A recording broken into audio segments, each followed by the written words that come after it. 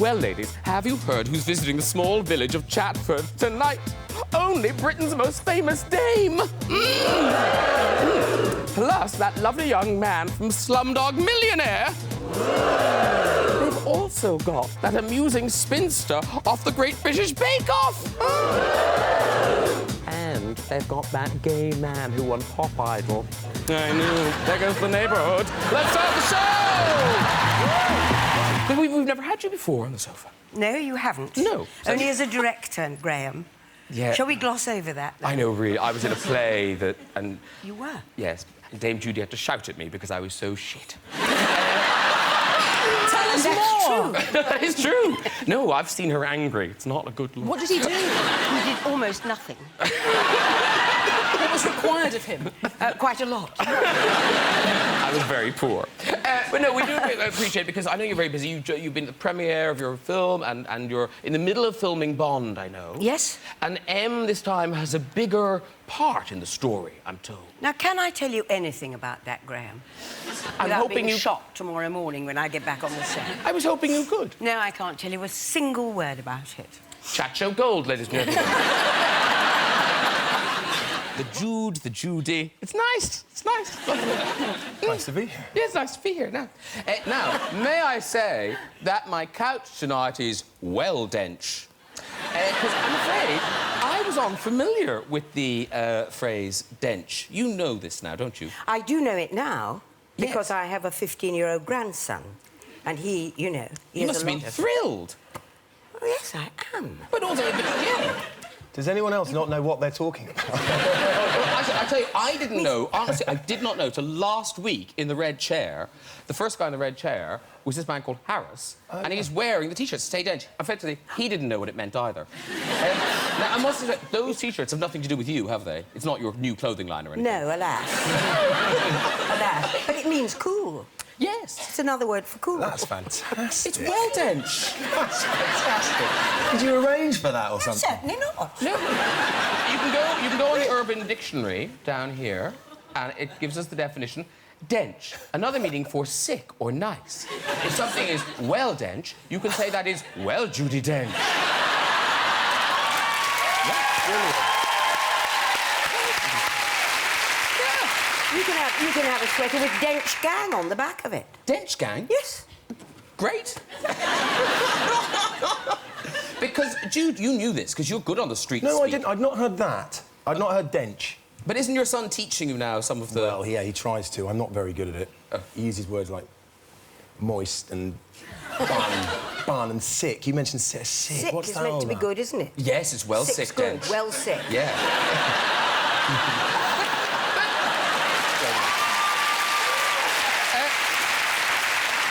I've seen you at one of those, Judi Dench. Oh. At the White Tie and Have a Tiara. ball. Absolute ball. If you don't know, the White Tie and Tiara parties that Elton throws every year to raise money for the Elton John AIDS Foundation, and it is stunning. Like, anyone who is anyone is there. It is like just showbiz wall to wall.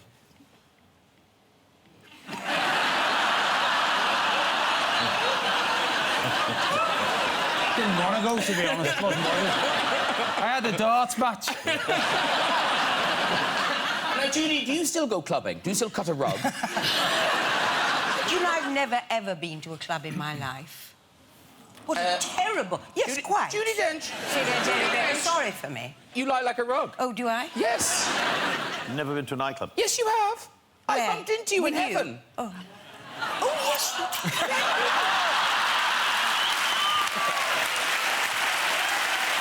you did. Absolutely true. No. Took us in. They took us in through the back door. Wouldn't they? Story of her life.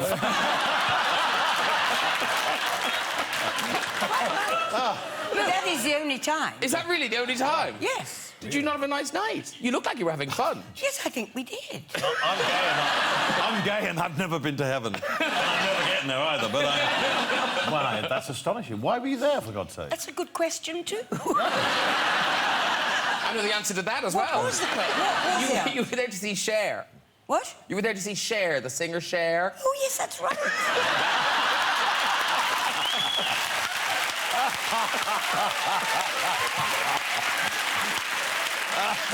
Judy, Don't later you when I ask get- me when I- any more questions that I'm not going to know the answer. It's all right. You When I aren't. come to you later, don't worry, I have got all the answers. Also, this is... OK, one thing about cameos in movies, people do cameos in movies, but you've done sort of cameos on stage, haven't you? Was it Les Miserables that you... It was Les Miserables, yes. I was in All's Well That Ends Well at the... where was it? You know. Some The theatre, Lyric, right? or... The Lyric, no. Or the Gielgud. Yeah, at the Gielgud, yeah. And I appeared... I'm so pleased you know. And I appeared at the beginning of Act 2, and then at the very end of Act 2. And after we'd been running, we'd already done it at Stratford, and we came and did it in London. And I thought, no. I have to do something else in Act 2 than just sit about and chat to people. So I thought, I know what I'll do. I'll go along and I'll appear in Les Mis. And I did. I got a costume, and I got out of my costume, raced along, and stood by, and I thought, I'll do the barricades. And I did the barricades, and they said, you get shot in this. So I said, OK. And they said, you'll hear the shoot, and then we'll come and help you off. I said, right. So the moment came, and I was shot, and I went, ah! And a man came on, he said, only in the arm.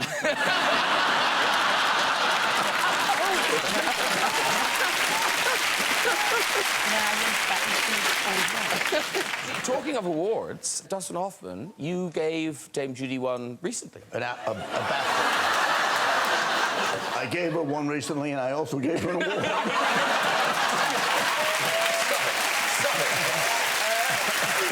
In fact, I got an award for the award I gave. Yes, she got a BAFTA. Yeah, but a special one in America, was it? Yes, it was a BAFTA LA. Oh, fancy. She started acting on the stage when she was 18 or 19. Is it all right to say this? Yes. Yes, doing Shakespeare. And she was told very early on, a film person said, you'll never work in films because you don't have the face for it, right? Your face is all out of sorts. And for 32 years, the first 32 years of her career, she didn't do a real film. Wow. Well, making up for lost time now. But yes, but Dustin phoned me. That was a wonderful... He suddenly phoned me out of the blue. Well, you did... Once. Was it Mrs. Brown or was it... it wasn't Philomene. It was either Mrs. Brown or the Scandal, Brown. Notes on a Scandal. And I saw this brilliant performance, and I rarely do it. And I asked if I could get her phone number, and they gave me a phone number. They said, this is Judi Dench. So I'm expecting I'll get the agent or I'll get her home. But I didn't realize it was a cell phone. So I call her up from Los Angeles. She's in London. And I'm going on and on how brilliant she was. And she keeps downplaying it. Oh, thank you, but I have to... She wants to say, but I have to go. And I said, no, but you have to know. You have to believe. I never make these phone calls. You're that... She's finally, after 10, she says, I'm due on stage for the second act. That's what she was backstage.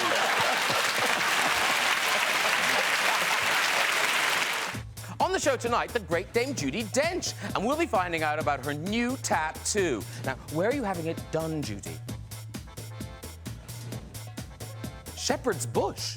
I've never heard it called that before. Let's start the show! Ripped from headlines, because on the front page of the paper this week, you've been teasing us with your tattoo story for some time. But now, apparently, you've gone public and you are getting a tattoo. No, I haven't said anything of the sort. Who knows? I mean, it's right there on the cover of the Daily Express. But no, I thought you I were think looking... they're hard put up for news. But I thought you were looking at patterns. No? Well, there you are.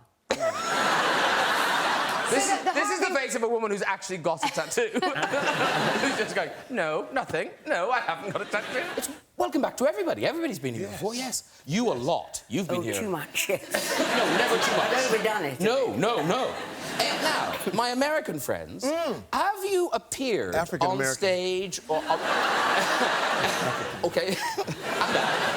Have any of you appeared or worked with a dame before, an actual dame? I guess I technically have. Yes. Okay. That's all I want to know. Okay, great. Yes, Saturday Night Live, Helen Mirren. Wow. She's a dame. Yes, Dame She'll Helen do. Mirren, yes. Is that when you were quite physical with her? If you call motorboating her physical, which it is, Very intimate. Yes, I would say yes. Have you been motorboated, Dame Judi? Never. Never? But there's always time. Yes! Jamie loves a challenge. His lips. That would go viral. I'm pretty sure that would go viral. Well, now, Dame Judi, obviously one of our finest actors. And I think the performing bug bit early on. Because I know you know this picture. I don't know how old you were, but you are the star of this show. Here they are.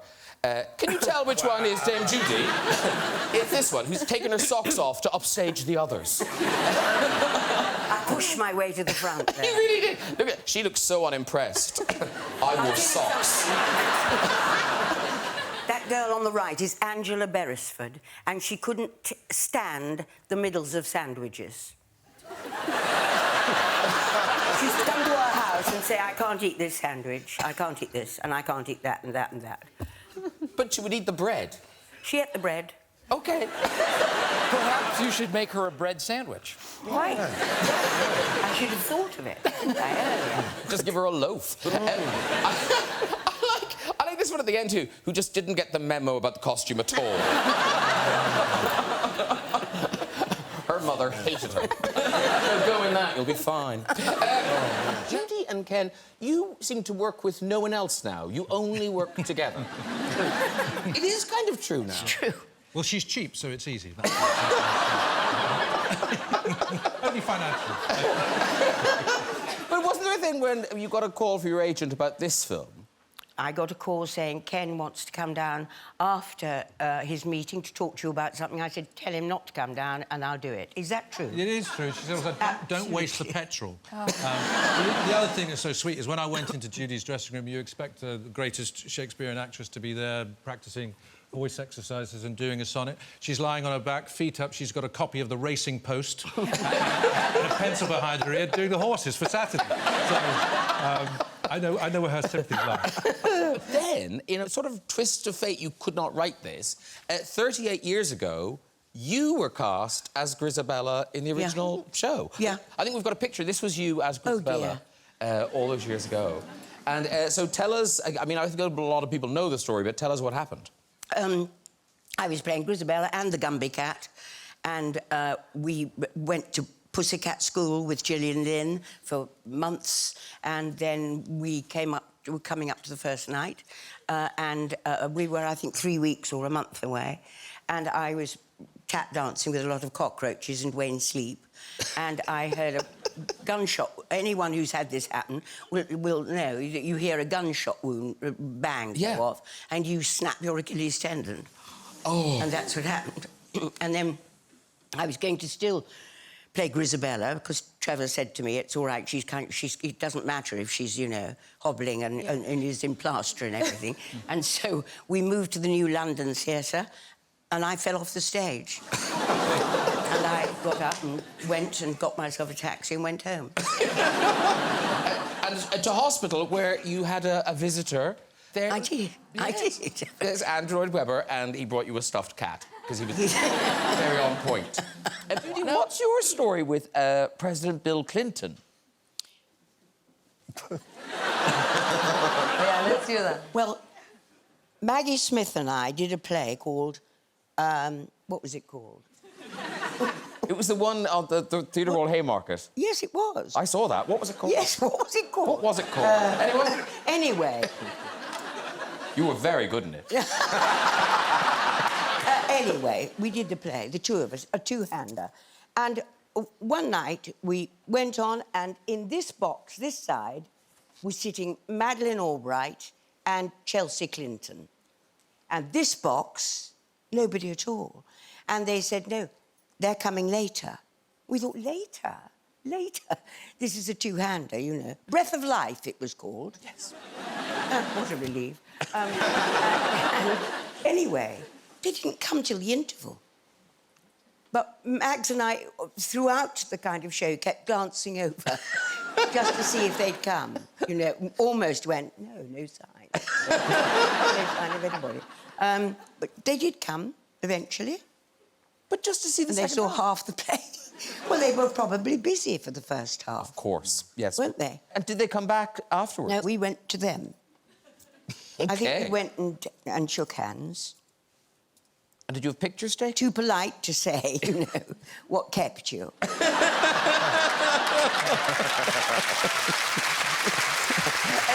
It's very Cranford there, and everyone loved Cranford. Yeah, Cranford?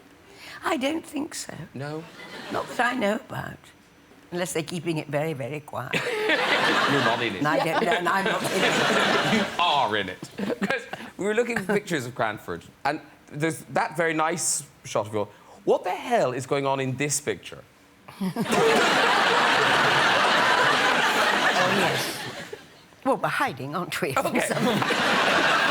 It looked like you couldn't be bothered to put full costumes on. Yeah, you want to get home early. We're in, like, sensible slacks. I think we're all completely plain, aren't we? Yes, like newsreaders used to. And wasn't there a thing where you had a medical emergency on Cranford when you were in full garb?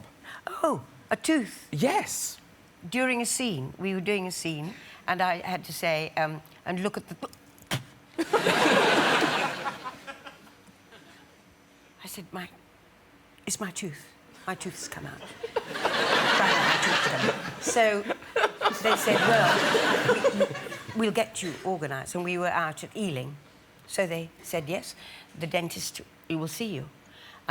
They said, unfortunately, there isn't time for you to get out of all this and this and this and this and this and this. You have to just go as you are.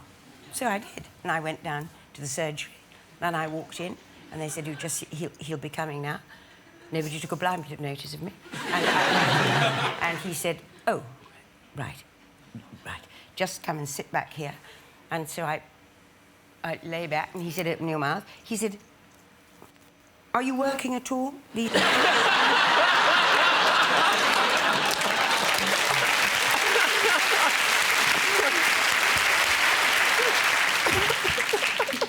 No, I just get dressed up like this to go to the dentist. I always wear a bonnet when I go to the dentist. Yes. I'm an actress. Silly. On the day when you're doing, take the blood shot... Yes, you don't see it then. No, but do you know what's going on at all? You do, if you've read the script. Okay.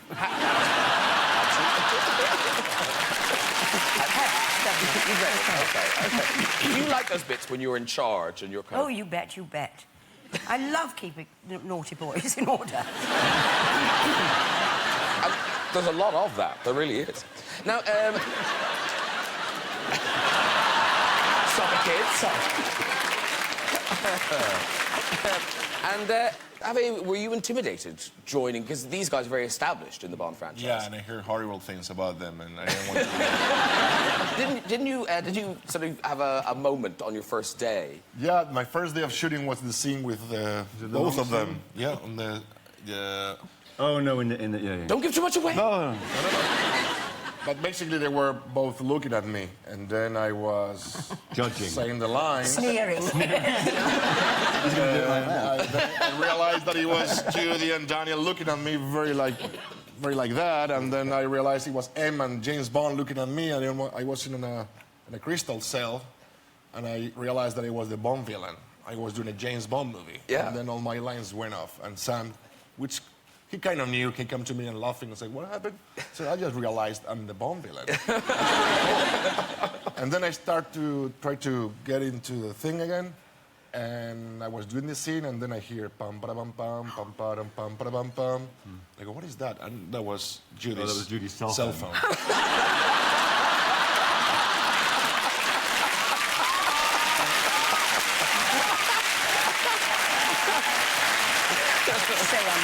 He lives it. That's incredible. Incredible. But it always goes on. She doesn't change it. It just goes off all the time. How cool is that you're doing the scene with her and she's putting the music herself? Dame Judi Dench, I've got the whole anecdote here. I can give it to you.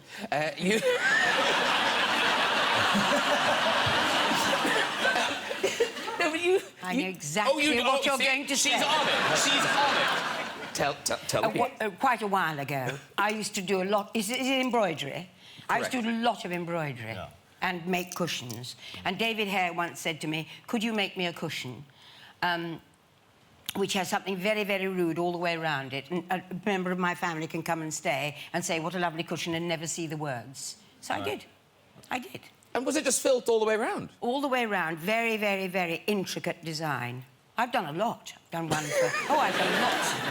And what did they say? Said on it all the way.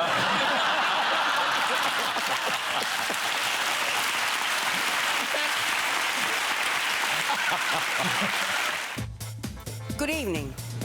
I'm Judi Dench, and it's my great pleasure to welcome you to the Graham Norton Show. I've seen you in interviews, Michelle. You often say when they say poor thing. When they say who would you like to work with, you often say Dame Judi Dench. Yeah. So was it everything you hoped?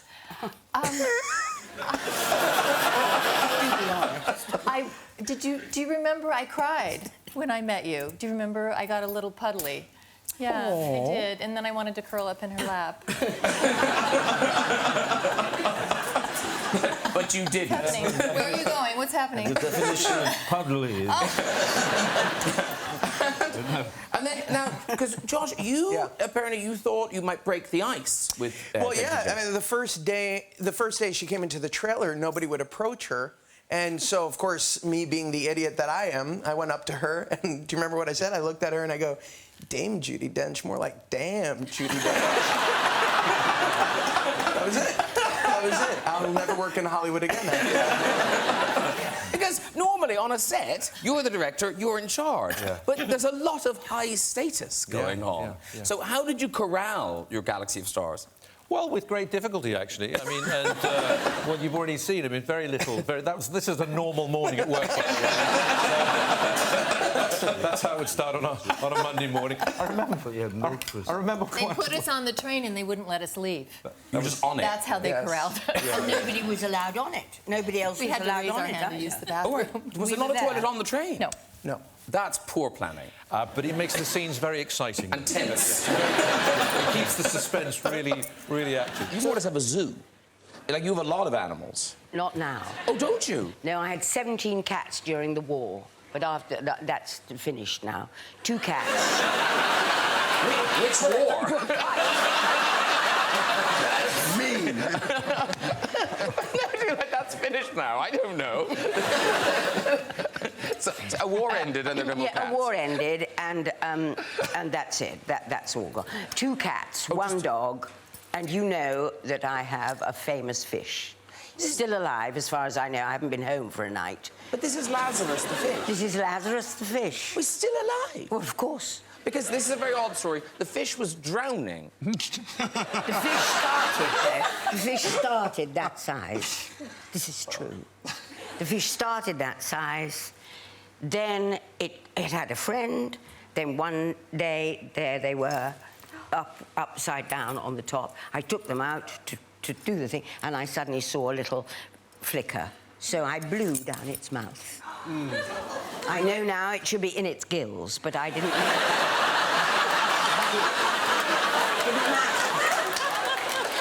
It's an amazing story. And now, you want to know what size it is? Yes. It's that size. Wow. What? Because it's still inflated. Because it's done it again, too. I don't think so, because it makes no sense at all. Because blowing air into a fish should kill it, Also surely. not gold anymore. Or was it a goldfish? Yes. Are you sure it's not a frog or something? Because fish should be pretty good in water. They shouldn't be drowning. Yeah, that's what I mean. And now, Sue Perkins, you were at an awards show. This is awful, and I apologise in advance. Why are you bringing this up? Well, because it is There's a dame here and a beautiful man. It's Both extraordinary. movie stars. It's extraordinary that you've done this. He's going to humiliate me. I'm not. But Sue, what award show were you at? I was at a Stonewall Awards, which got a little bit out of hand. As you know, because you have evidence of it. Yes. So you were talking to a man. There was a lovely man that came up to me. He was very beautiful, and we were very drunk. And he said, "I have the softest balls in Britain." When somebody says that to you, do you not then want to seek proof? Or, I beseech you, do you take it as read, Judi, or do you say, Bang them out. Would you say bang them out? You certain? Would you say bang them out? I mean,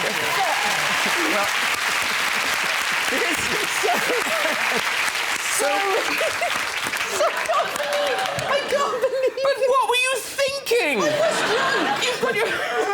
So I had the award, which was this, almost now I think about it, was sort of perfectly designed for the slow thud of a gentleman's genitalia. And I had it like that, and it sort of slapped on, and then somebody just took a picture of it. That's all that happened, Graham. I do have the picture. They were very beautiful balls. Oh. Can we bear to show that on television? You have to. Well, I have such bad eyesight. I've missed it. Oh, my God. Well, focus on Sue's nice face. They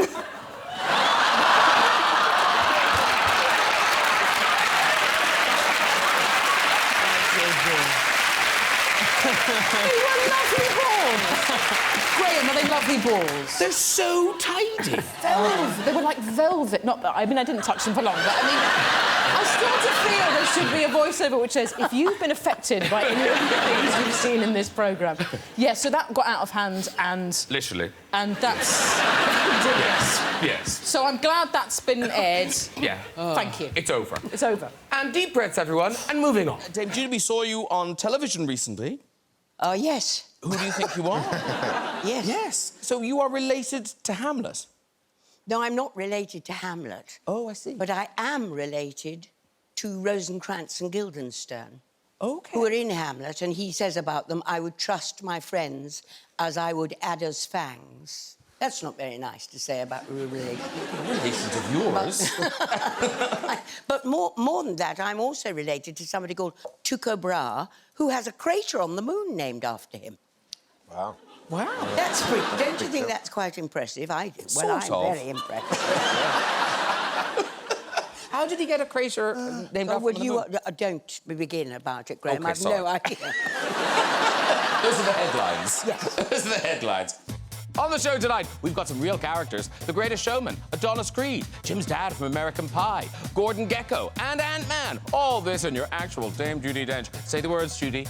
Let's start the show. We've met Hugh Jackman before, I think. We did. Oh, we met. Oh, we did. Oh, we met. We did once. Once. You only remember once? Oh, is that all I remember? Yeah, there's many more times, Was it a Judy. fortnight? It was at least a fortnight. No, didn't you met in a corridor, didn't you? We did meet in a corridor. Total strangers, and we had a great kiss. Ooh. Yeah. People are very, very envious. We've had another one just now, so I've had 2 kisses. Wow, and the night is young, Yes, Judi. and the night is young. Keep drinking. See you guys. And actually, but Hugh Jackman, you nearly worked with Dame Judi. Oh, yes. Well, no. I wish I had worked with Dame Judi on anything and everything, but there was a point where my agent rang me and said, are you interested in playing Bond? Not that it was an offer for Bond. Of course, I didn't know that you were playing M at the time, but it was one of those things where I have since found out when I was being asked if I was interested, about 8 other actors were being asked at the same time. OK. Including Daniel Craig. So there we go. Because the last time you were here, Dame Judi Dench, you were here to talk about Skyfall. Yeah. And apart from Yes, I think you're right. Yeah. Apart from confirming that you were in it, you weren't really allowed to tell us anything else about it. No, I've never said a word about it. No. Are we allowed to talk about it finally? What do you think? Well, Here's the thing. I think, given that... Hasn't everybody on the planet seen it It's now, the most successful film in Britain ever. The Yeah. DVD is out. It's on Sky on Demand. If you wanted to see it, you've seen it by now. That's what I would say. So. That's what I... But if you haven't... OK. Look away now. So, at what stage, how much before the filming started did you know what was going to happen to M? I knew quite a while before, because I went and saw Barbara Broccoli and Daniel Craig at the Wolseley. Very nice. And, you know, which I thought was just a nice chance meeting to have a cup of coffee. It was straight into my face, no. Did they said, break it to you gently? No, no, no, not at all. And did you fight it? Did you go, no? One more movie? I put a very brave face on it. And did you tell anyone? No. I didn't tell anyone at all. Well, you know, you can't, can you? Even at home? No. I mean, that must have been so hard. Well, it was quite hard, but it was worth keeping a secret, wasn't it? Oh, it was amazing. It was very, very good. Good fun to We keep. still haven't given it away, have we? No. Should I? People just tune back in. No! Now, if I ask you who you play, will you remember? Princess Natalia Dragomirov. Yeah, right on it. Who's she? Is that it? Very good. Goodness knows. Some bird that sat around with a lot of jewellery. It's a bit more than that, you know. It's the handkerchief, and, you know, the kind of maid. Olivia Colman's the maid, you know. Yes, now you're telling me now. Christ, this is what I had to deal with. This is what I had to... Amateurs, bloody amateurs. I mean, it is, you say, it's a real train. You are on an actual train. It didn't go anywhere, the train. Well, we went, in order to get amazing sort of spectacle shots, to New Zealand and France and Switzerland and Malta. But we also went to Surrey, where we, the Alps of Surrey, where we rebuilt the Orient Express, 5-hole carriages, and we put the train up on a massive 15-metre-high viaduct, and we built a mountain behind it, and then we worked out how to move the train and stop the train, and it was pretty convincing, wasn't it? I thought it was incredibly good. Yes, I think I moved about 8 feet in the whole film. If you can watch the film and believe that, I mean, really. No, it is incredible. It's fantastic. Well, people, actually, you were the first one who got motion sickness, weren't you? I did. Yeah. Well, because everyone's doing that all the time.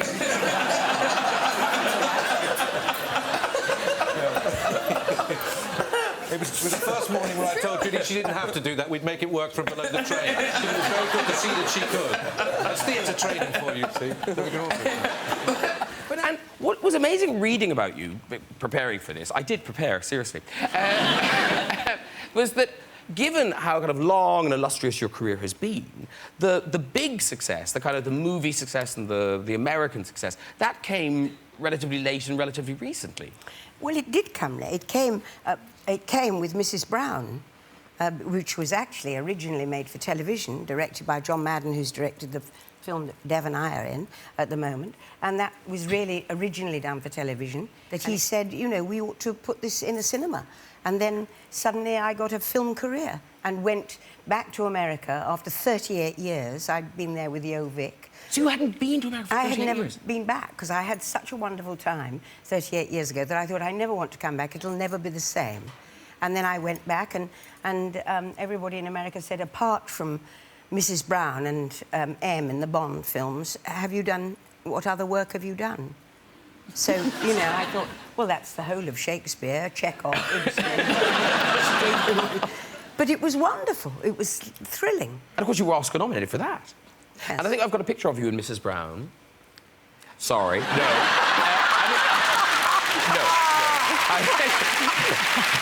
Very silly trick. Now, here you are with Billy Connolly. Billy. And now I'm confused really the about... farting horse. That's the farting horse. Really? I want to know about the farting Every horse. step. Was there something wrong with it? Well, you ask the horse. How often would it... Every step. Every step? That's terrible. So if you listen to the soundtrack of That was Mrs. Brown... I think they put music over it. Yes. But you own a horse. I do. But a proper racehorse. Oh, yes. He won the Lincoln and the Brigadier Gerard. What's it called so we can put bets on it? It's called Smoky Okie. Smoky Okie. Put bets on it. Put bets on it. He can last at Lingfield on Saturday. That's because he's, you know, he's only out and trying again. OK. I don't know what you're talking about. But now, you've been in loads of Shakespeare plays, Judi, as we know, but there's one that you don't like. There's one play you didn't enjoy. There is one play I'm not very fond of at all, and that is The Merchant of Venice. I've never been fond of the play. I think they all behave very, very badly. But yes, you did... But yes, we did the much. I did, against my will, really, played Portia the first year I was married, and Mikey played Bassanio, and I had a speech to him where I said, I made a terrible, terrible mistake.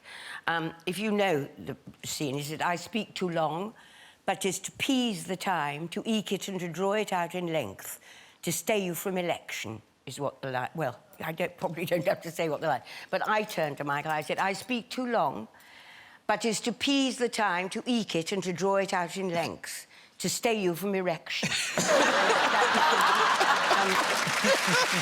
You can imagine. Just laughing. Openly. We've got a picture of you. This is in Peter Hall's Midsummer Night's Dream in 1968. Now, I have to say, it is a bit of a nudie, Judi. Now, are you wearing some sort of body stocking, or is that... No. That's all you? No, my costume was picked fresh every morning.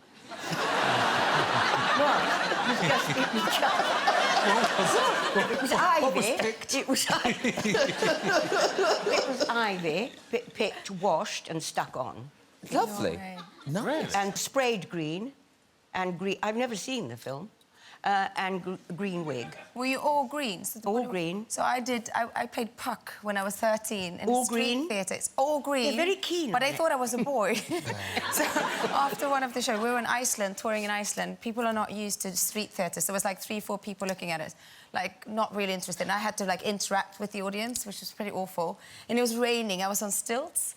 Kind of your height. I was quite tall, yeah. Yes. And it was raining, and my green was just, like, pouring down. It's really depressing. And tell me this, Numi, were you doing it in English or in Icelandic? In Icelandic, yeah. Wow. Yeah. Do you remember any of Puck in Icelandic? What do you know, the shadows... the chase Pinot, I was 13. Oh, well. It's like, yeah. Oh, could have been a great moment. Yeah. Could have... Sorry. BAFTA's coming up, Numi. If we could have had some Icelandic Shakespeare, that would have been really good. Bring it back. Is there a world in which Dame Judi and Arnold Schwarzenegger have met before? Have you met before? We've not met before, no, but I mean, I've been admiring her on a big screen. I mean, this is like, as a matter of fact, in the beginning, I have to say, I was somewhat jealous. Because I said to myself, I mean, here comes this woman, and all of a sudden she's doing all these huge action movies. What is going on here, right? But I mean, I love her, and we have some things in common. And between the two of us, we have had 8 Oscar nominations and 1 Oscar. She's never out of the gym. Although they were all hers. But anyway, so this is really great. It's great to see you. It's and great for to me. be here with you. Yes. And for me, too. Absolutely, yeah. Pressure now, because Dame Judi Dench, you're on Twitter now, aren't you? Am I? I don't even know what that means. Well, I don't know that. I thought I was following you. Surely this is your real account. Dame Judi Dench. Wicca, wicca, wah, wah, denchy, denchy, dench. What does that mean? What does that What it means. It's nonsense. It's not you. Clearly, it's not you. Certainly isn't me. It would be very funny if it was you. I'm not your follower. Now, Judi, is it true, and I've never asked you this before, the story about you and Ian McKellen in Buckingham Palace? It is true. It is true. A big party for Shakespeare's, one of his birthdays. A big one, probably. Yeah. Yes, and we well, I remember this story. Yes, I hope so. I can't really help you with this one. I just know something happened. Yes. Make it up. Make it up. I think that, I can't remember what we were doing, but I remember there was a what were we doing, the two of us? Slipped into a room beside the room where we were to change and things, and we were feeling around in the dark like that. And what were you doing? I don't know. What were we doing? Well, he's away in America, so you can't ask him. Yeah, playing sardines. I don't know. Yes, I don't know. But anyway, he suddenly felt something like this, and he said, "Good grief," he said. "Good grief, this is a very, very high chair," he said. "This is just..." And he looked at the back, and there was a great big back, and I think we were sitting on a throne. What we were doing there, I can't remember. I think the security in Buckingham Palace must be terrible. Everyone who has been there has a story about, and then we snuck into another room, and then I stole some plates, and then... OK, tell you what, let's practice your suspicious poker faces. So you're suspicious, but you didn't do it. OK, so we'll just imagine someone on the sofa has just let one rip. OK, already you're terrible, Ken. You're useless. You're the detective. But someone has let one rip, and I didn't listen. That's what's so terrible.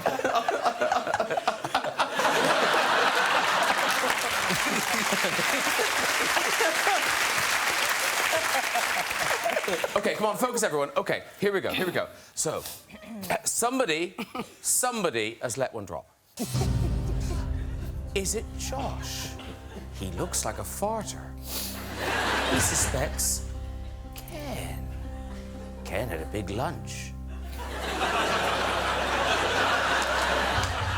Michelle has never farted in her life.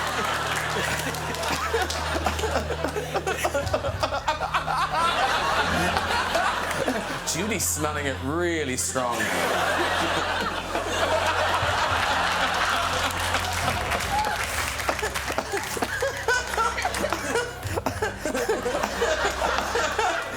Johnny's channeling a bloodhound. Or is it the host?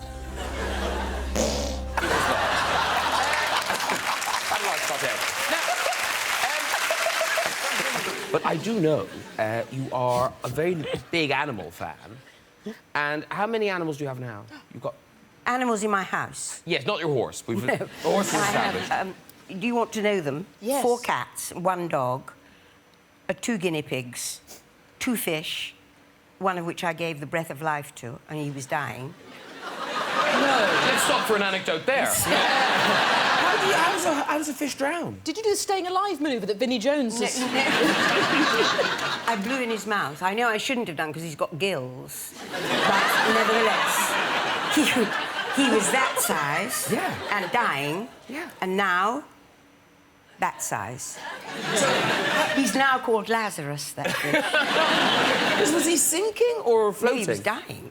But, I mean, how do you know? He was sinking, he was dying. It's a fish dying. But how do you know if He's lying on the top. And I see. He's doubled in size. So you gave him the breath of life? He doubled in size. Yes. She didn't inflate it. I didn't blow it up like a balloon. It came like a space hopper. That's fixed it. Yeah. That's just floating on top of the water. Oh, no. Oh, will your pashmina do some more? No, it'll be fine. You're sure?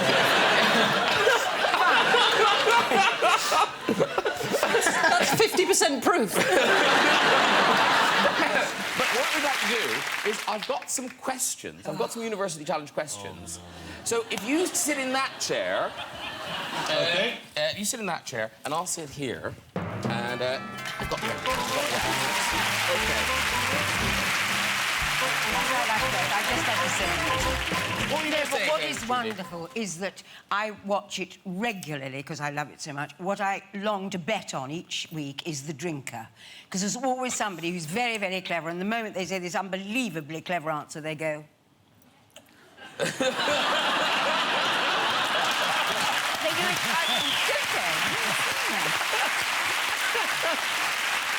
Well, now, completely by chance, there are 4 of you sitting on the sofa, and so you can settle down and be asked... Has anyone got a scarf? The scarf or the teddy bear. Have you got a scarf? Can I borrow your scarf? I want to be the trendy there's a Lion one. King somewhere. Oh, yes, there is. Come on, where's the lion? Chuck down the Lion King. Chuck down the Lion King. Quick. Oh, it's a McQueen. OK. It's a McQueen. You'll get it back. You'll get it back. Yeah. Oh, Okay. a mascot! A Marvellous! mascot. Do you see? There you go. You can't do anything without a mascot. I want to be the mysterious one who writes poetry and never gets laid. Here we go. Right, here we are. Fingers on the buzzers. Who on the sofa tonight suffers from scolisophobia? There he is, Polytechnics. Bishop. Probably everyone. Do you know what it is? No. Does anyone know the answer? Do you know the answer? Scotophobia. Do you know the answer? Scholasophobia. Do you not know the answer? No. It's you. Why is it me? What does it mean? I can't remember anything. It's a fear of worms, Judi. Is that what it's called? I don't even like to say the word. Worms. Fear of worms. Worms. Let's talk to the lady. No. You're frightened One of jumped worms. inside my sandal when I was a very little girl in wet weather. Jumped? And I've... Yes. You said that was a worm? Yes. And you've been scared of worms ever since? Yes. You can just walk away from them, you know. They're very quick, the worms in her garden. Next question. Jack and Judi, you have a connection. Yeah, we have a connection because my dad was an agent, and in the 80s, for about 5 minutes, was Judi's agent. That's right. No, it was Michael's agent.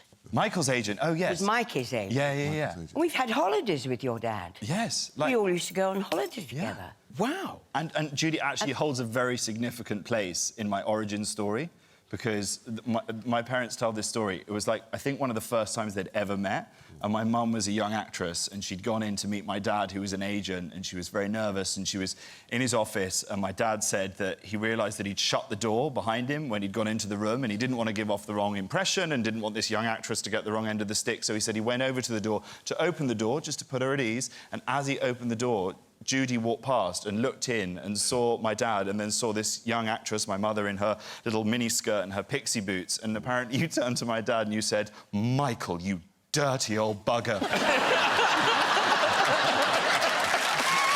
Sounds about right. And this is Kenneth Branagh writing about his own childhood. Is that... Like, Buddy, the little boy, is Kenneth Branagh? Ken, yeah. Yeah, correct, yeah. And, Judi, you play... I play his grandmother. OK. And I thought, when he asked me, I thought, I'm not old enough to play Ken Branagh's grandmother. Of course, it's in the 70s. There I am in a wig as black as a raven's wing. You know, it's a very young part for me to play now. Because you haven't played his grandmother before. Not his grandmother. No. I played his wife and his mother and his grandma. There's nothing left now, is there? Daughter. Daughter, of course. Of course, yeah. That'll next. And then you play... His father. Yeah. Yep. And we must talk about extraordinary young actor Jude Hill, who plays Buddy. How old is he?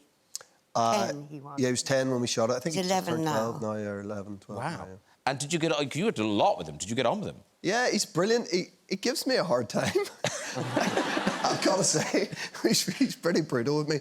Like, he looks like he's giving you a hard time. He is. But in real life, even more so.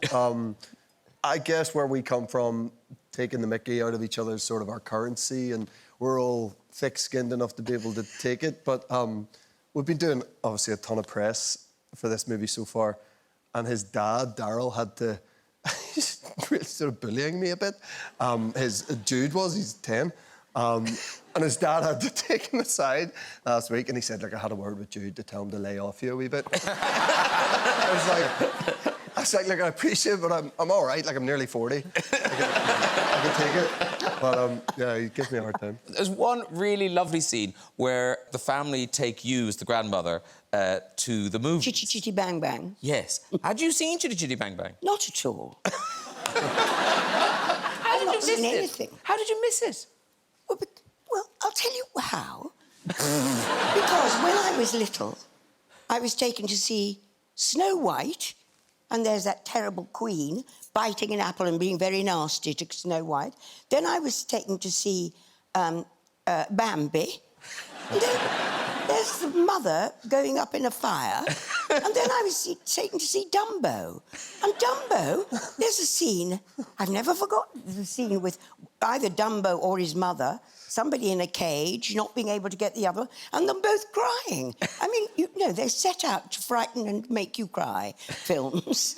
So you were done after those three? So I think I'm not going to see Chitty Chitty Bang Bang, because I've obviously been floods of tears at something. But as Mrs. Brown came along, then you were off like a racehorse. The next one, Shakespeare in Love, you won the Oscar for. there you are. And that isn't a great look. But in the... and winning the Oscar for that, you were, you know, it's not the largest role in the world. That's a very little role. That's what I was trying to avoid saying. You're hardly in it. But, So, was there... Were the other actresses who were... You've changed since then. You were so polite once to me. But were the other actresses a bit peed off that you, lady who worked for 8 minutes, went off with Well, Oscar? I didn't ask, did I? No, you were just... I just took it and went. Yes. But what... Then you kept being nominated for Oscars. Is it 6 times now you've been nominated? Which is a fantastic thing. And Dev, with Slumdog, I mean, that night at the Oscars must have been... How old are you, 18? Yeah, I was 18. Terrified. I was like one of those bubblehead dogs you get in the back of your car. Oh, yeah. And I was just so, like, really unprofessional, so unclassy. It was terrifying. And did you go a bit hog wild at the parties and things, or did you have people taking care of you? They give you chocolate Oscars at the... That's the closest I got to the proper You really one. were 18, weren't you? I was. There's chocolate! I took a wine glass and no one let me drink alcohol because we had press straight after, so I poured some cranberry juice in it and went on the hunt for someone cool to try and See, what I'd have done is I'd have bitten the head off the chocolate Oscar, filled it with vodka, and just gone around surreptitiously sipping. Just me, then. Yeah, you just thought that through. Yeah. Judi, the last time you were here, we tried to talk to you about Bond. You couldn't tell us anything about it because of all the secrecy. And so, like, how cloak and dagger is it? When you get the script, does someone sit with you while you read it and then take it away again? No, but it's kind of stamped all over each page with your name. Oh, so they know that it's your so script? they don't know if somebody gets it, they know who to hammer. And I don't think I'm giving too much away. You do swear a bit in this film. Yeah, but that's that kind of person she is, a bit. Yeah. I mean, she's a woman holding a very important job in a man's world. I think she's allowed to swear a bit. But do you know that the British Board of Film Classification, they've got a thing called... Do they cut it, have they? No, they haven't. But they have a thing called the Dench factor, that they get more complaints about swearing if it's you. It's true. It is true. No, it's not. It is true. In Quantum of Solace, there was only one complaint for violence. There were 2 complaints because people thought they saw a flash of gentle, but it turned out to be a shadow. And all the rest of the complaints were for you swearing. A flash of gentle? Yes, quite. Of gentle? A genital. Oh. A flash of gentle. No, it was a lady's leg, and there was a bit of shadow at the top, and people thought... You know. Genital. Yeah. And now, M has an awful lot more to do in this movie. Yes. She does, yeah. I can say that, can't I? Yes, you yes. can. Yeah, okay. Yeah. It's about time. Was it because... was it always going to happen, or was it because Sam Mendes came on board and he went... It's just about time. Yeah. She's usually just sitting in an office on the phone. But Judi might have quite liked that. No. Oh, I see, you want to get involved. They were all, you know, they were all away and in glamorous places, and I was kept in a shed at the back. But in this one, you do get out and about. You've got some big action sequences that you're involved in. Having wanted to do them, did you, in fact, enjoy them? Oh, you bet I enjoyed them. She's very good at them as well. I loved it. I had to go to Shed 19, and I can't possibly tell you what that was about, but I did. Because Dame Judi Dench, you have quite exacting... Well, not exacting, but you're very specific. You are very regular with your hotel habits. Regular?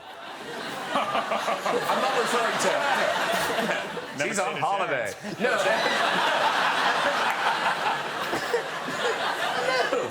Don't you, when you're in London, don't you always stay in the same room? I do. Well, no, not the same room, the same hotel. But this is where you've got your own dressing gown. They have given me a dressing gown, which had JD on it, which I was very, very proud of. But then I had a kind of sneaky feeling that maybe if Johnny Depp stayed there, he got... Now, they've changed... Or the guy from JD Sports. Yes. You know, there are lots of people. But now they put DJD on it. It's heaven. Two right now, it's yours. Yes, now pick the bones out of that. Well, here's the thing. Thanks to the World Wide Web, anyone can now review a hotel, right? And so we've come across, these are actual online reviews of actual experiences people had in hotels. So, here's the first one. I got to the hotel to check in, and on my way to the elevator, I slid right into a pile of diarrhea that was located near the elevator. It got on my knees and my arm, as well as my luggage. The hotel staff did not help me in any shape or form and told me to watch where I was going, and it was my fault. How is it my fault there is poop on the floor in the first place? My room was horrible and smelled like poop as well. I was disgusted. Never again. Now, what I like about this is, one of 2 people found that review helpful. Other person, no, that's not helpful. He still gave it 1 star. Yeah, I know. I think, having looked at these, I think 1's the minimum. You can't do a no star. What's up next? Please take notice that this review, me and my husband and 2 kids went to these apartments for a week, and I must say, never again. We arrived at 5 a.m. and were introduced by a member of staff, Ismet. As we took our passports, we sat down, and my daughter, 13, saw 2 people on the sofa next to the bar making love whilst being videoed by the chef. Why did it work? They weren't doing a good job of making love. What they call making love. Yeah. But I like that service still got 2 stars. And location was excellent. Next up. Do not stay in this absolute dump hotel. I use the term hotel very loosely. I cannot convey strongly enough how disgusting this place is. Blood-stained headboards that have clearly been up since World War, the first one. Rude staff. Windows that won't close. No hot water. Broken furniture. Dirty utensils. Broken light fittings. And actual poo in the kettle. Now that's a holiday. That's your I am so on holiday. The film is based on these diaries and letters that got found. Now, you don't keep a diary per se, do you? I don't anymore, and I've always kind of meant to, and never got beyond, you know, how you get so eager, especially when you're away doing something and you think, oh, I think I will write this diary, and it lasts 3 days or 2 days, and then you get tired of it. But yes, but I do keep a kind of memo thing of people who come round after the show. And what they say to you? Well, because it's irresistible, you know. So what are the most common... This is when when you do a play, what are the most... The most common is knock at the door, come in, and whoever it is comes in and said, oh, you must be exhausted. I might have said that. Oh, I think you said it several times. Or, how are you? I get, how are you a lot. And you think, well, you've just seen. You tell me how I am. Yes, I've had that. Is it embarrassment? I expect so. What's the worst thing anyone said to you? I saw you.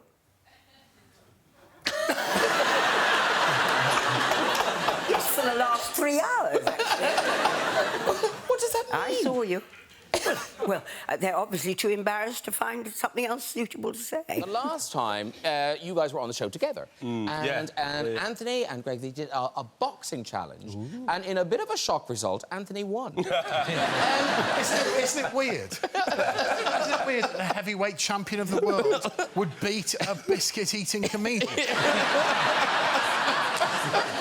He should have both his arms tied behind his back. Now, so this time, we've got another challenge. The last time it was, you know those boxing things and you hit the boxing thing? So that's what we did the last time. This time, we've gone for one of those funfair test of strength machines. Okay, so if you'd like to bring in the machine, here it is.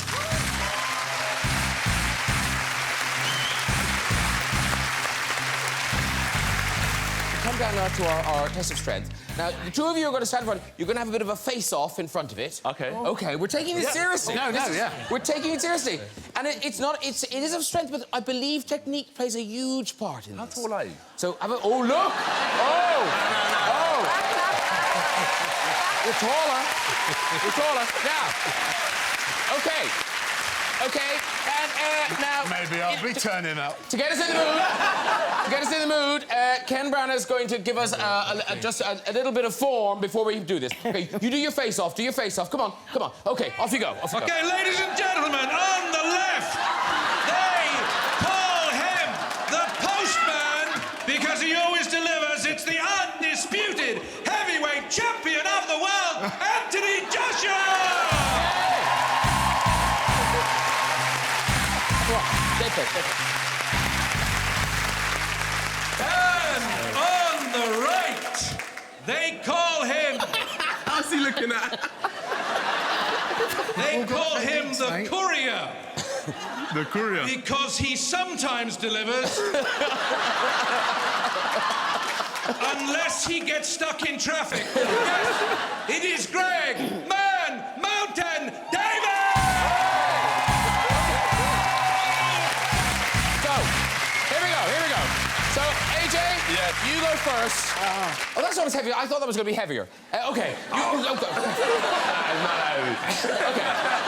Okay, you go first. You go first. Mind the cameras. Here we go. It's not golf. Whoa! Oh, dear.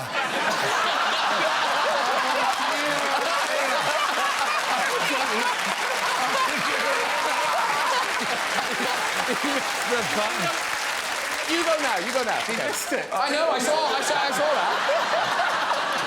So really, it doesn't matter how hard I hit, does it? Well, you might miss it as well. Like that. Go, try, go on. Hit the bell. Go on. Go on. All right, here we go. The courier.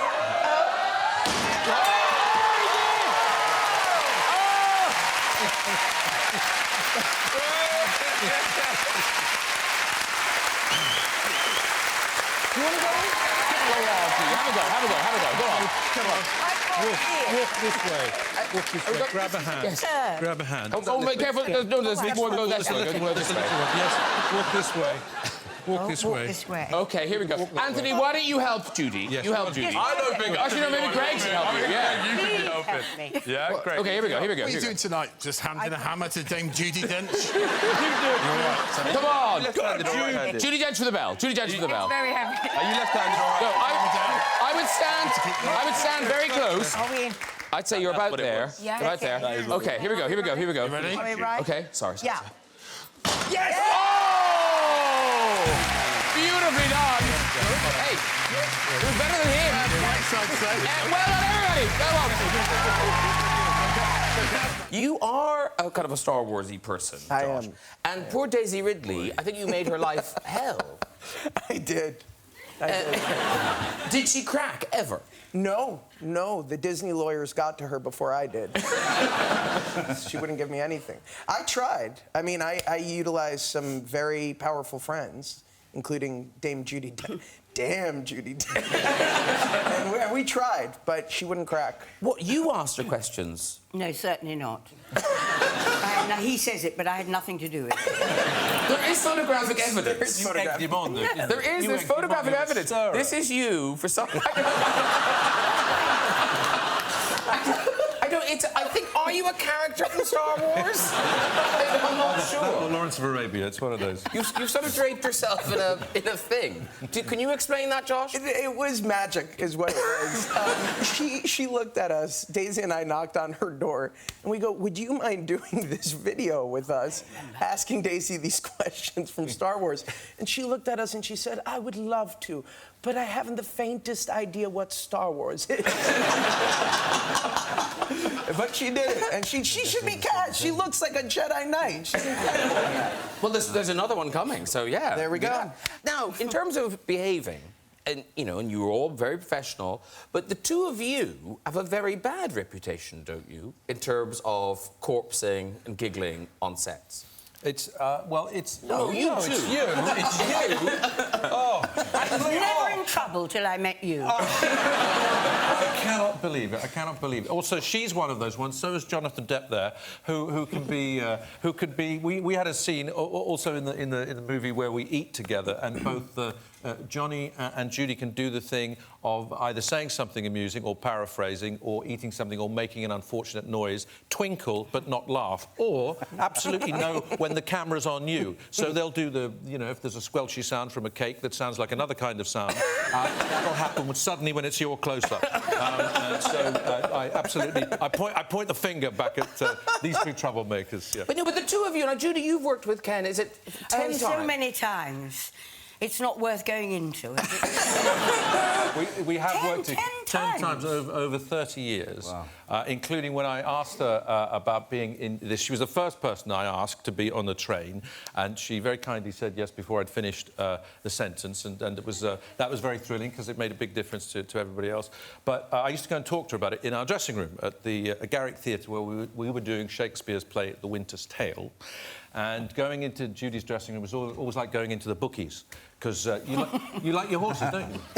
You do, you like. So she does, so she's there. I'm studying Shakespeare like a wild thing. She's bent over the Sporting Life, you know, checking out the 3:10 at Linkfield.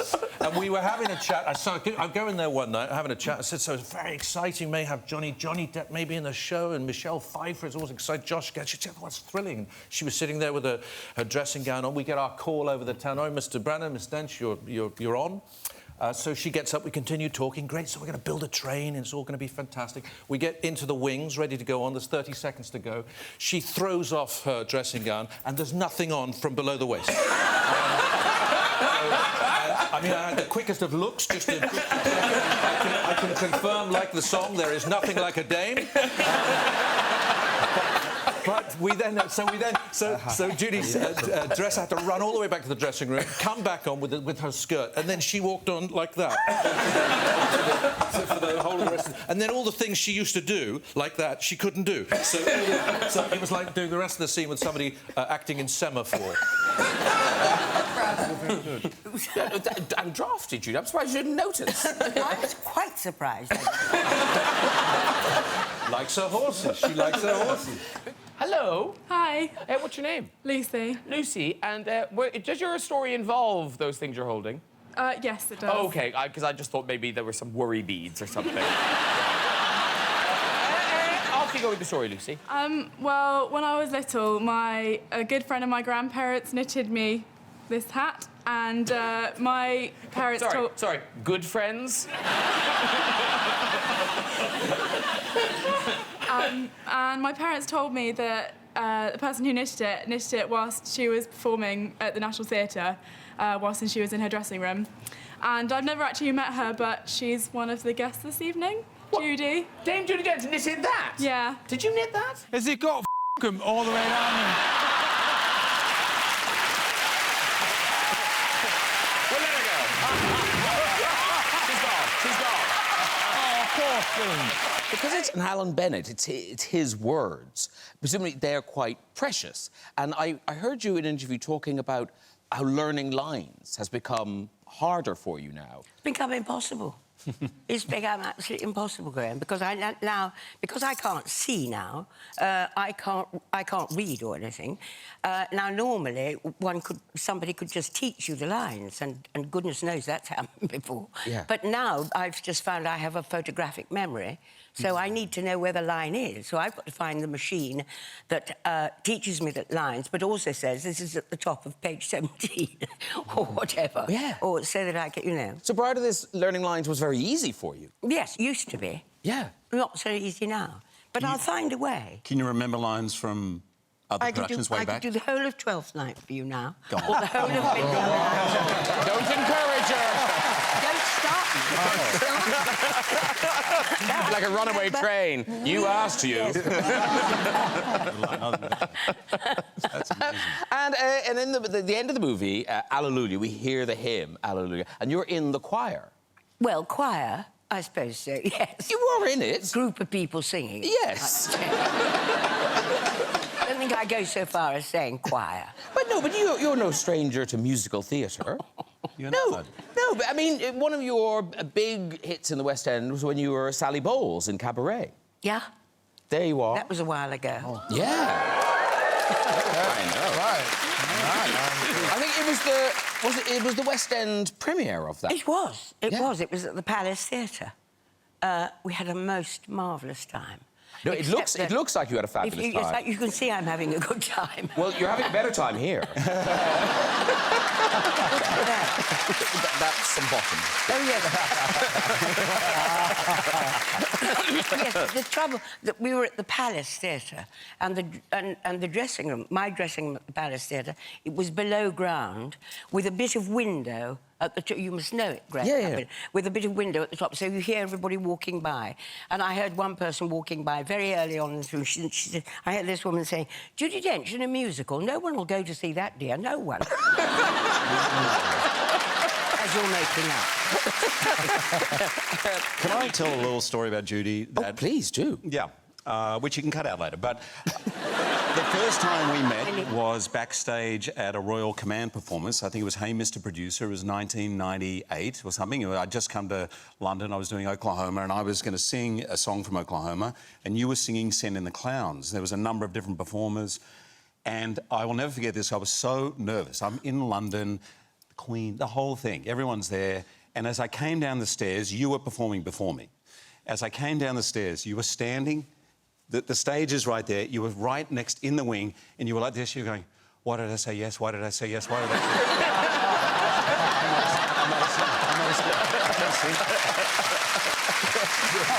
And you were muttering and muttering. And I said, "Judi," you're like, "What?" I said, "You're amazing. I saw you at the dress rehearsal. You were the best thing here." And she goes, "Really?" I said, "You're an incredible singer." She goes, "Oh, shut up. I can't sing. What did I think?" That's a great story. That's sweet.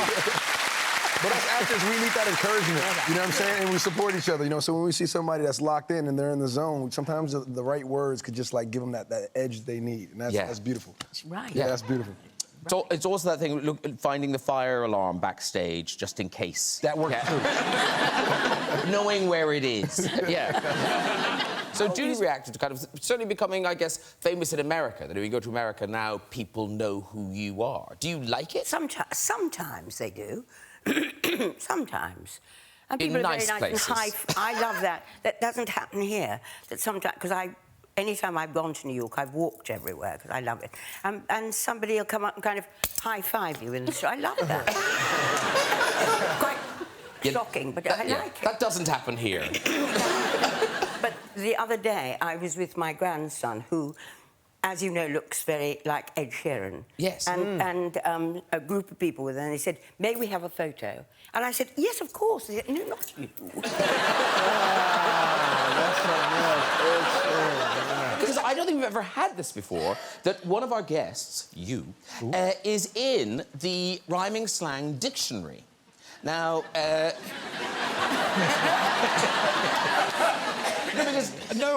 sure it's fine. No, It's very Dench, we've complimentary. talked about this before, how Dench has now become like a hip word for good, if something's really Dench. But in rhyming slang, Judi Dench is rhyming slang for stench. Okay.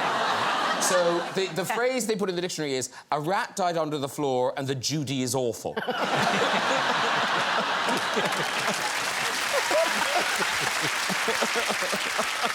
What have you done to annoy the Cockney community? So many other words that rhyme with Dench. Oh. I suppose one of the nice things about filming is you do get to do, you know, learn new skills, do different experiences. Like, Judi, didn't you had to learn how to smoke a spliff, didn't you? I did. In a film I've never seen. Called Rage? Called Rage, yes. And so I was required to do this. So they got a charming young man from university in. He said, "This is what you do. What you do, right? Yes, wonderful. This is what you do, yes, fine." And then they gave me, for some reason, a tiny little revolver that was a lighter. Now, I had more trouble with the revolver as the lighter than I did about the thing, because I set my trousers alight. And because you're such a good actress, after you'd smoked your spliff, did you feel high? I'm not saying a word to you. That's worth asking.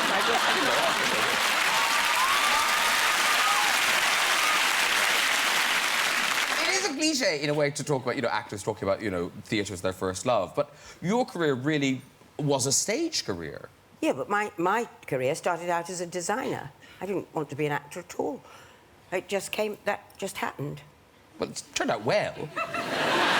I'm really glad. There's still time for that designing. Yes, quite. Get in there with a sketch or two. And for some reason, I'm sure I've asked you this before, but I don't think we've ever got around to it. And it sounds apocryphal, but is the story about you playing Juliet in Romeo and Juliet, younger, and your parents came to see the play. Is that a true story? It's a true story. It sounds unbelievable, but tell us. True. Franco Zeffirelli, the first Shakespeare production he did was at the Ovic in 1960. Yes, 1960. And I played Juliet in it with John Stride as Romeo, Alec McCann as Mercutio, a lot of terrific people. And my pa, who was a doctor, very down-to-earth man, he and my ma were there one night, and in the play, I'm sure that everybody knows, there is a moment when she's absolutely in the most terrible state, and has the line, "Where are my father and my mother, nurse?"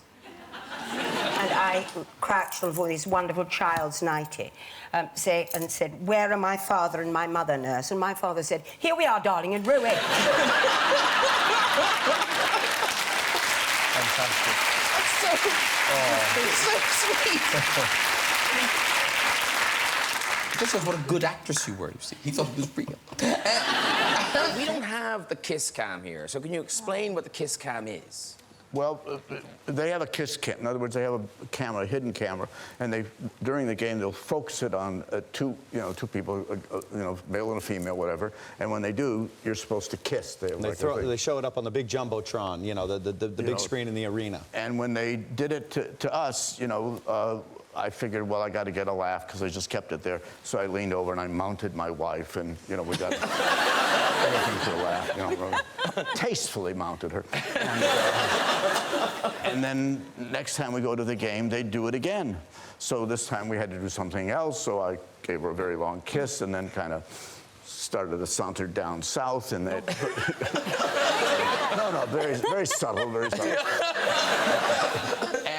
And then this continued, and by the 7th or 8th time, we ran out of things to do, and we said, geez, we want to go to the game, but because you don't know who these people are. We never met these camera people. We tried to meet them, they stopped doing it because we couldn't top it. So here we are. We invite Jason because he wants to see a basketball game. We invite him and his wife, and we have dinner down there, and we're telling him of our predicament, and we then decided what we would do, and that is if the camera put the camera on Lisa and I, that I would look toward Lisa, and then just before I kissed her, I would slowly turn and see this guy next to me, who was Jason. The camera would pan. And we've got some still. This is how it builds. So there you see seeing each other. And then you're going in for it. I'm really eager. I'm a generous guy. Yeah. And then let me go over the guy. Look at them go. Oh,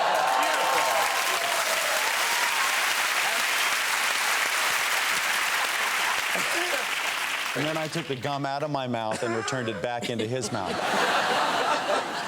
Now, Ollie Murs, you are going to be singing for us. I am. Kiss cam! Oh. Kiss cam! I'll do it. You did it. I saw it. We got it. And now, Judi, are you a fan of Ollie Murs' music? Have you heard his music before? I have here. Yes. Sitting right here. Okay. Kiss cam! Kiss cam! Oh, please.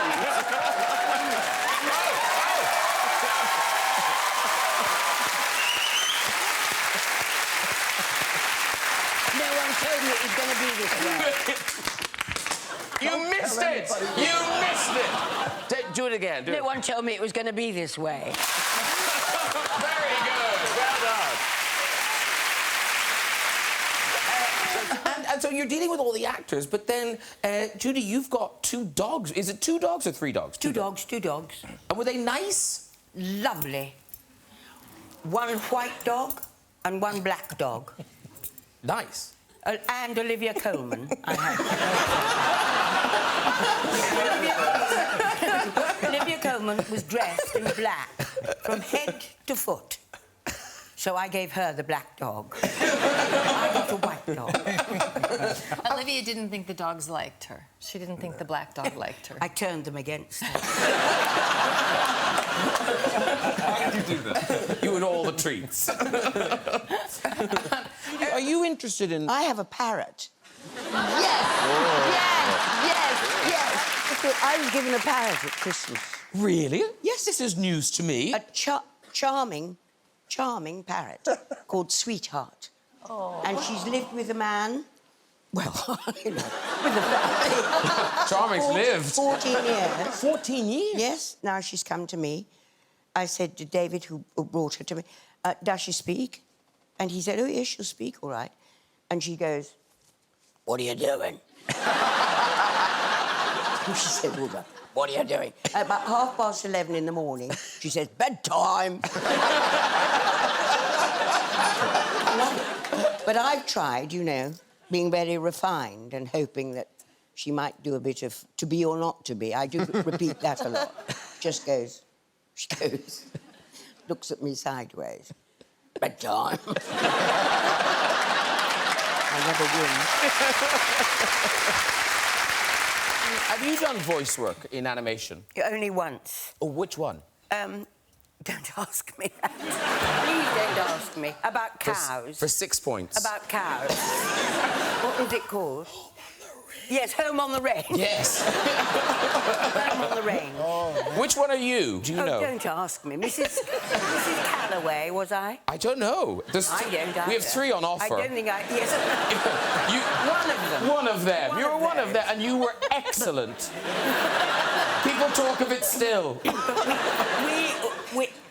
It came out before I had to go to Hollywood because of a nomination for the Oscars, and it was when Brokeback Mountain came out, and there was a lot of people walking up and down very, very cross with placards, and our car was stopped, and this man came up very, very angry, banging on the window with a placard saying "Homo on the Range." Wound the window. I said, "This is about cows."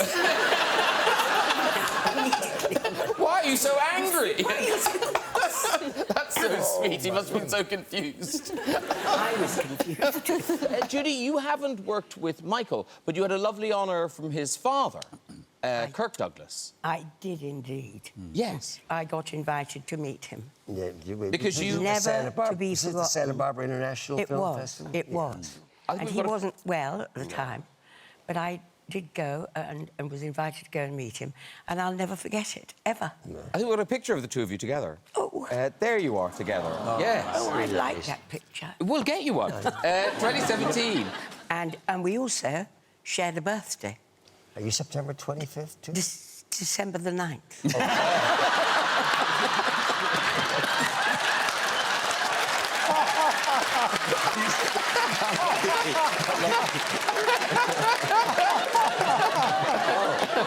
One of you's right. And I got so... As Dad's birthday. Dad's birthday, December 9th. This is Christmas. We shared it. Okay. Must be me. Tell me this. You've never done a celebrity who wants to be a millionaire after the movie or anything? They asked me, but I'm just far too stupid to be on one of those. It'd just be far too embarrassing. Do you think? Yes. No. Yeah. Well, I tell you what, we're in a television studio. We've got lights. We've got music. No. Give it a go. Here we go.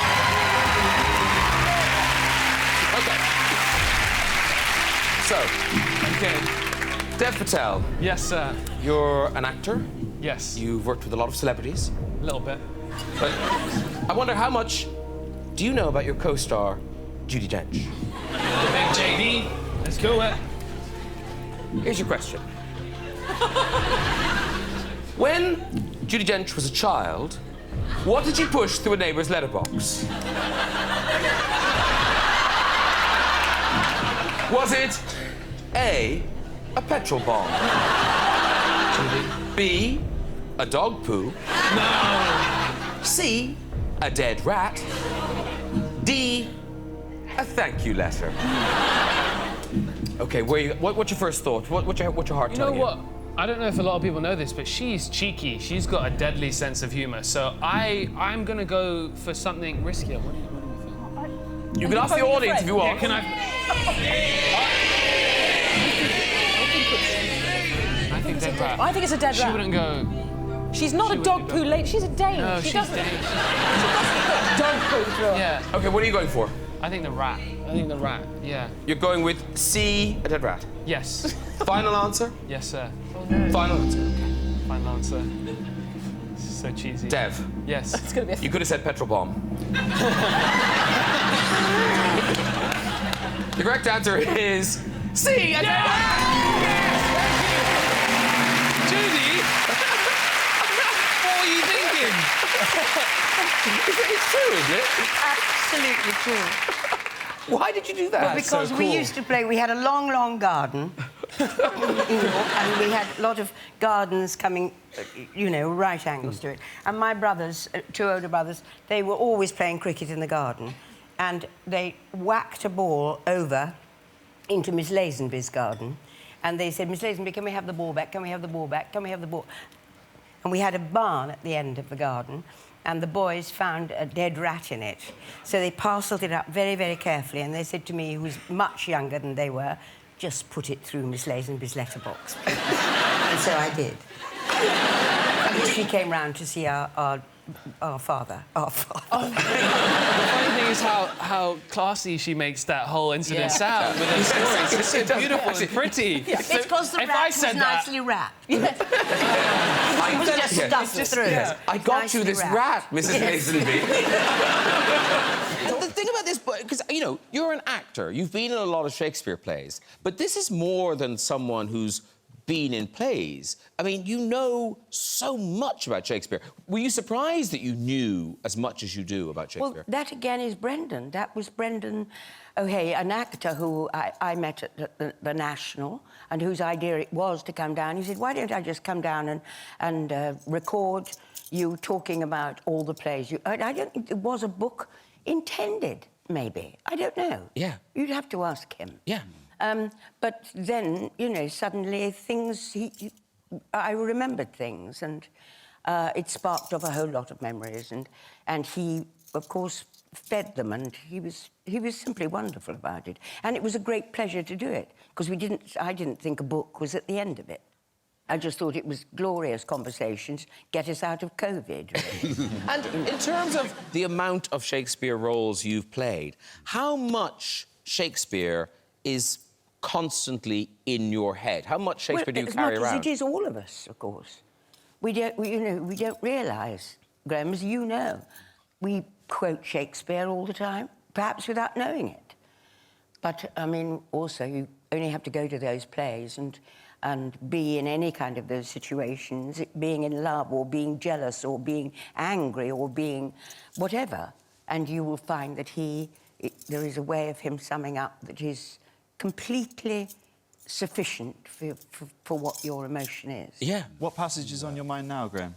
Well, it was just on the tip of your tongue. How all occasions do inform against me.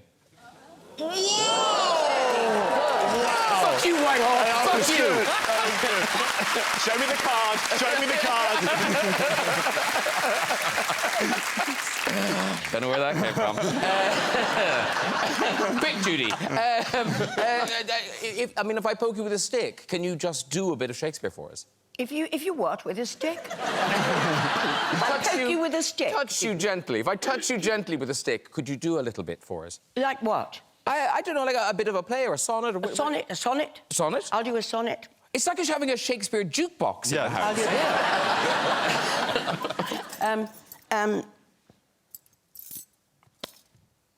When in disgrace with fortune and men's eyes, I all alone beweep my outcast state, and trouble deaf heaven with my bootless cries, and look upon myself and curse my fate, wishing me like to one more rich in hope, featured like him with friends possessed, desiring this man's art and that man's scope, with what I most enjoy contented least, yet in these thoughts myself almost despising, happily I think on thee, and then my state, like to the lark at break of day arising from sullen earth, sings hymns at heaven's gate. For thy sweet love remembered, such wealth brings, that then I scorn to change my state with kings. That. Wow.